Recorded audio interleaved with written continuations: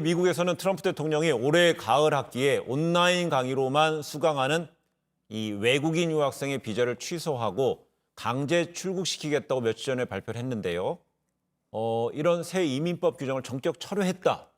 오늘 새벽에 외신이 들어왔습니다. 아니 지금 저는 저 트럼프 정부의 저 뉴스를 보고 이게 무슨 말인지 좀 이해를 못했어요. 네. 이게 온라인으로 수업을 하면은 비자를 제한한다. 근데 그게 무슨 얘기였냐면은 그 미국 이민국이 지난 6일 날 어떤 정책을 발표를 했는데 뭐라 그랬냐면은 모든 강의를 온라인으로만 진행하는 학교에 다니는 외국 학생들의 미국 체류와 신규 비자 발급을 금지한다는 내용의 어떤 가이드라인을 발표를 했던 겁니다. 네. 근데 이게 안 되는 게 무슨 국립대도 아니고 국립대라고 하더라도 학교 운영에서는 자율성이 있는 거고 이게 학교에서 온라인 강의 수업을 듣는다고 해가지고는 비자 발급을 안 한다. 이게 뭐 어떤 거주 이전의 자유라든지 뭐 출입의 자유, 외국이니까 뭐 미국 정부에 대해서 그런 거를 주장할 수는 없다고 하더라도 이거는 대학의 자율권을 침해하는 네. 문제가 되는 거거든요. 어떤 인권의 문제 이전에. 그러니까 당연히 대학들이 이 정책에 대해서 반발을 하고 나섰습니다. 뭐 MIT라든지 하버드대 같은 데가 이 조치의 집행을 막아달라는 가처분 신청을 냈어요. 예. 근데 이 가처분 심리가 4분 만에 종료가 됐다고 합니다. 왜 빨리 종료가 됐냐면은 그 각 대학과 그다음에 미국 정부 간에 합의를 했던 거예요. 없었던 걸로 하기로. 그러니까 가처분 그 심리를 계속 진행할 소익이 없는 거 아닙니까? 그래서 빨리 종료가 됐는데 근데 문제는 뭐냐면은 비록 처음에 발표됐던 이 규제는 지금 철회가 됐다고 얘기를 하지만 나중에 신입 유학생들로 타깃을 좁혀서 새 규제가 발표가 될 거다. 지금 그런 관측도 나오고 있는 거거든요. 그래서 지금 이런 정책을 시행하는 이유가 뭔가 해외 유입을 통한 코로나 확진자가 증가하는 거를 뭐 이렇게 막기 위한 게 아닌가 지금 이런 생각도 드는데 예. 그런 문제는 미국 내에서 마스크를 더 잘 쓰는 게 더 맞는 거 아닌가요? 이게 뭔가 정책의 방향이 엉뚱한 방향으로 흘러가고 있는 것 같아서 외국인의 한 사람으로서 좀 안타까운 마음이 듭니다.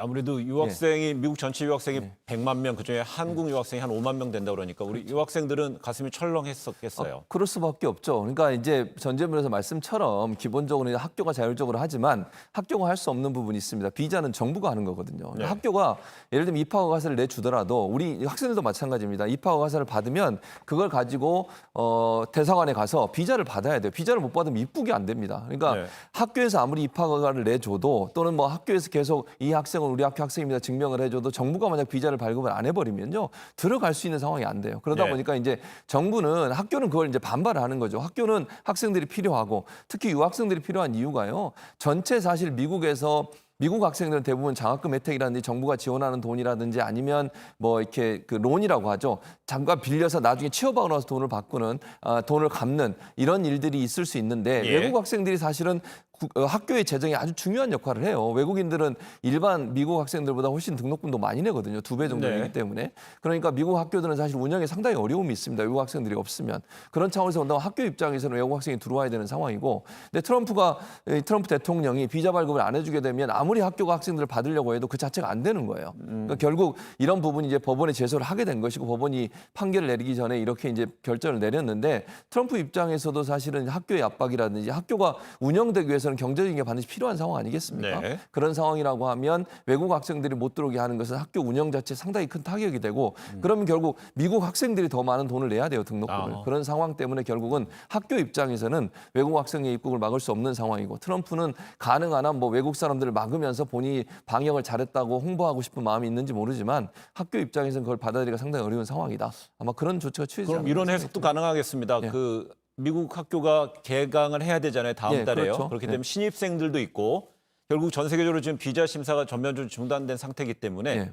그 뭐 한국같이 방역이 우수한 국가라면 비자 심사도 어떤 제한적으로 뭐 개시가 될 수 있을 거라는 기대감도 있겠군요. 그럴 가능성이 있다고 봅니다. 그러니까 특정한 국가에 대해서는 방역이 잘 되고 그다음에 예컨대 뭐 우리나라 같은 경우에 방역을 해서 음성 판정까지 받은 증거 서류까지 제출하라고 할 수는 있겠죠.